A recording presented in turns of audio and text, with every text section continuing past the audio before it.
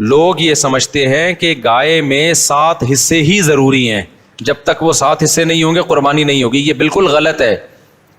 گائے میں زیادہ سے زیادہ 7 حصے ہو سکتے ہیں، کم سے کم 6 بھی ہو سکتے ہیں، 5 بھی ہو سکتے ہیں، 4 بھی ہو سکتے ہیں، 3 بھی ہو سکتے ہیں، 2 بھی ہو سکتے ہیں.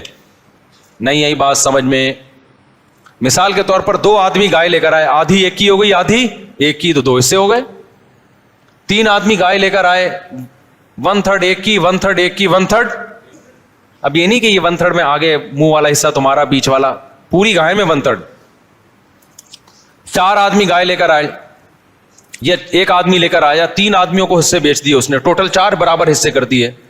لوگ سمجھتے ہیں کہ اب 3 آدمی ہیں تو ایک 4 حصے لے، ایک 2 آدمی ہیں تو ایک 4 حصے لے گا، ایک 3 حصے لے گا. یہ ضروری نہیں ہے، سمجھ رہے ہو؟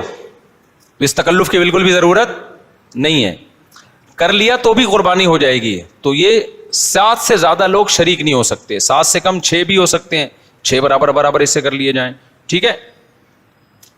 اچھا، گائے کے حصوں کو میرے بھائی خوب سمجھ لو. گائے یا اونٹ میں جب 7 لوگ یا 4 لوگ یا 3 لوگ شریک ہوئے تو جتنے بھی شریک ہوں گے تو خوب سمجھ لیں، گائے کے 7 حصے جو کیے جائیں گے یا 3 یا 4 حصے، وہ تول کے کرنا ضروری ہے، اندازے سے کرنا جائز نہیں ہے، چاہے سارے راضی بھی ہوں. کیونکہ گوشت سودی اموال میں سے ہے، ایک بوٹی بھی زیادہ چلی گئی تو وہ سود کے حکم میں ہوگی. کیونکہ جب ہم حصے تقسیم کر رہے ہوتے ہیں تو اصل میں بیع و شراء کا عمل ہو رہا ہوتا ہے، خرید و فروخت کا، کہ آپ کا حصے کا جو گوشت ہے وہ میں نے خریدا، اس گوشت کے بدلے میں جو میرے پاس ہے وہ میں نے آپ کو بیچا. تو گوشت کے بدلے میں جب گوشت بکتا ہے تو وزن میں تول ضروری ہے. ذرا سا بھی زیادہ ہو گیا تو وہ کیا ہے؟ ربا، سود ہے. اور جب وہ سود اس میں شامل ہوگا تو وہ سب کے لیے ناجائز ہو جائے گا.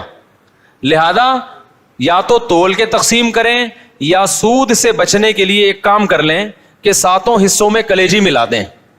کیونکہ جب ایک جنس میں دوسری جنس شامل ہوتی ہے پھر جو اضافہ ہوتا ہے نا وہ مخالف جنس کی طرف نسبت کر دی جاتی ہے اس کی. یہ سودی احکام ہے، سمجھ میں آ جائیں ٹھیک ہے، نہیں آئے تو پھر کسی اور وقت بیٹھ کے چھاؤں میں آئیے گا، سمجھا دوں گا بیٹھ کے. ابھی تو مسئلے پر عمل کر لیں. سمجھ رہے ہو؟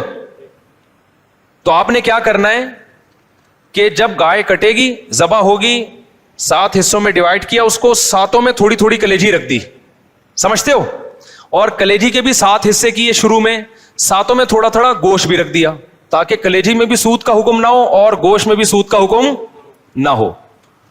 مخالف جنس جب آتی ہے نا تو اس کی مثال ایسے، جیسے 10 روپے کے بدلے آپ نے 9 روپے خریدے تو ناجائز ہو گیا نا، لیکن 9 روپے کے ساتھ ایک ماچس کی ڈبی ملا لو گے آپ، تو مخالف جنس جب ملاؤ گے تو ادھر جب 1 روپیہ زیادہ ہوا وہ اس ماچس کے مقابلے میں ہو جائے گا. تو ادھر اگر گوشت زیادہ ہو گیا تو کلیجی کے مقابلے میں ہو جائے گا، ادھر کلیجی زیادہ ہو گئی تو گوشت کے مقابلے میں ہو جائے گی. تو سود سے بچنے کے لیے یہ جائز طریقہ ہو جائے گا.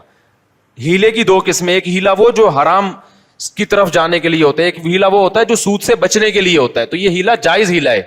آج کل بعض اسکالرز ایسے آ گئے کہ نہیں ہیلے اسلام میں جائز نہیں، تو ہیلا تدبیر کے معنی میں، کیونکہ ایسے ہیلے نبی نے خود بتائے ہیں ہمیں سود سے بچنے کے لیے. سمجھتے ہو کہ نہیں سمجھتے؟